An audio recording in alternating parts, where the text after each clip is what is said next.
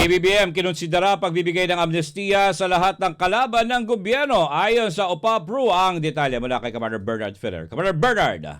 Nais ang Colonel Bongbong Marcos Jr. na magkaroon ng inclusive peace process para sa lahat ng nais o gustong magbalik loob sa gobyerno. Ito ang hinayag ni Office of the Presidential Advisor on Peace, Reconciliation and Unity o OPAPRO Secretary Carlito Galvez Jr. Ayon kay Galvez, kinukonsidera ng administrasyon ni Pangulong Marcos Jr. na pagkaaluban ng amnestiya ang lahat ng kalaban ng gobyerno. Kabilang nito ang mga kaliwang grupo, Abu Sayyaf at iba pang threat groups. Masusing pinag-aaralan ng legal experts ng OPAPRO ang posibleng pagbibigay ng amnestiya. Posibleng magkaroon ang gobyerno ng hiwalay na amnesty declaration para sa bawat grupo. Para sa Diyos at sa Pilipinas kong mahal, Bernard Ferrer, kapartner mo sa balita at serbisyo. Samantala, Senator Gatchalian gustong padagdagan ng subsidiya ng gobyerno sa PUB Modernization Program. Ang detalye mula kay Kapartner Troy Gomez. Kapartner Troy! Nananawagan si Senator Wing Gatchalian na taasan ang halaga ng subsidiya ng gobyerno para sa modernization program ng Public Utility Vehicles o PUVs. Ito ang naging panawagan ni Gatchalian sa nakaraang pagdinig ng Senado hinggil sa panukalang pondo ng Department of Transportation para sa susunod na taon.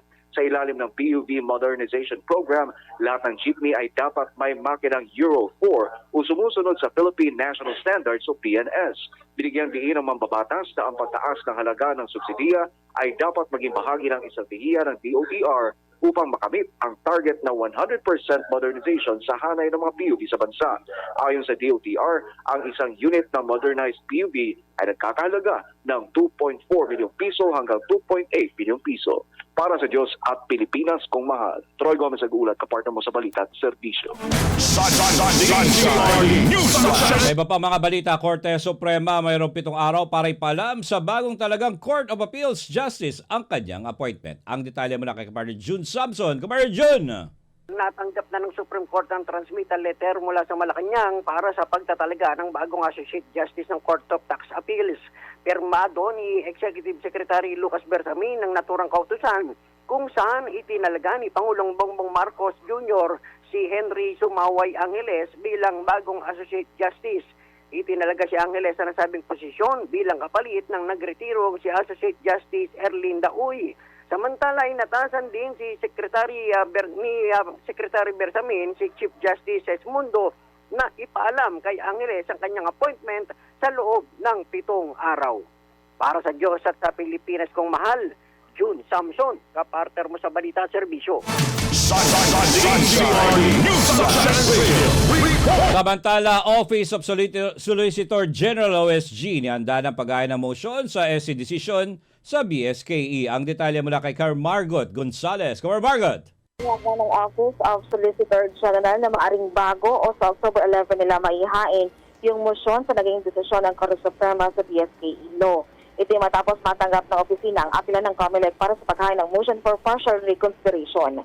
Matatanda ang idineklara ng EFC na labag sa saligang batas ang pagpospone ng BSKE noong December 5, 2022 at ang pagtatakdaan nito sa huling Lunes sa Oktubre ng kasalukuyang taon. Sinabi rin ng EFC na ang susunod na BSKE ay dapat idaos sa unang araw ng Lunes ng December 2025. Ayon sa COMELEC, iaapila nila ang naturang profesyon pero dapat anito respetuhin ang 3-year term of office sa mga BSKE officials. Sinabi rin ng komisyon na mahirap para sa kanila ang pagdaraos ng BSKE sa 2025 kasabay ng midterm elections. Para sa Diyos Pilipinas ko, mahal, Margaret Gonzalez, kapartner mo sa balita at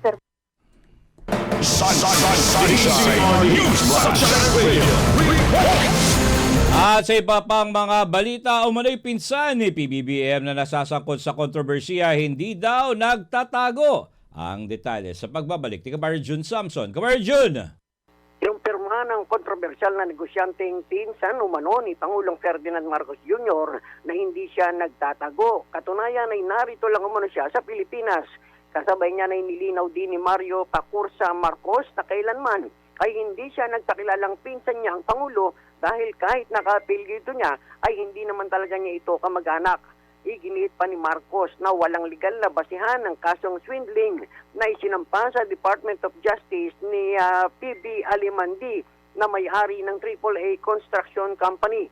Ipinaliwanag ni Marcos na si Di pa nga ang nanloko sa kanya matapos itong lumapit sa kanya sa pamamagitan ng isang kaibigan para makipagsosyo sa negosyo. Kaya nagbigay daw siya ng pera, titulo ng kanyang lupa sa Tivoli Royal Exclusive Subdivision at ang precious stone para sa iniaalok na negosyo.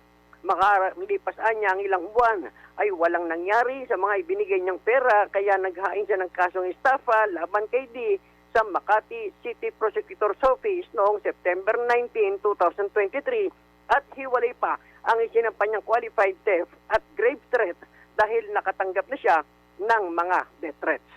Para sa Diyos at sa Pilipinas kong mahal, June Samson, kapartner mo sa Balita Serbisyo. At sa huling detalye ng ating balitang national, Pastor Apollo C. Kibuloy at SMNI Foundation kinilala sa Asia Humanitarian Hero Awards. Ang detalye mula kay kapartner Jason Rubrico. Kapartner Jason. Magandang umaga, kinilala nga si Pastor Apollo C. Kibuloy sa Asia's Humanitarian Hero Awards 2023 bilang Lifetime Achiever and Most Active Humanitarian Advocate of the Year na ginanap sa Vivere Hotel and Resort Philinfest sa Alabang nitong Huwebes ng gabi. Pinarangalan din ang SMNI Foundation Incorporated bilang Most Trusted Humanitarian Foundation of the Year. Bilang isang philanthropist, itinatag ni Pastor Apollo ang iba't ibang organization na nangunguna sa pagtulong sa ating mga kababayan sa oras ng pangangailangan.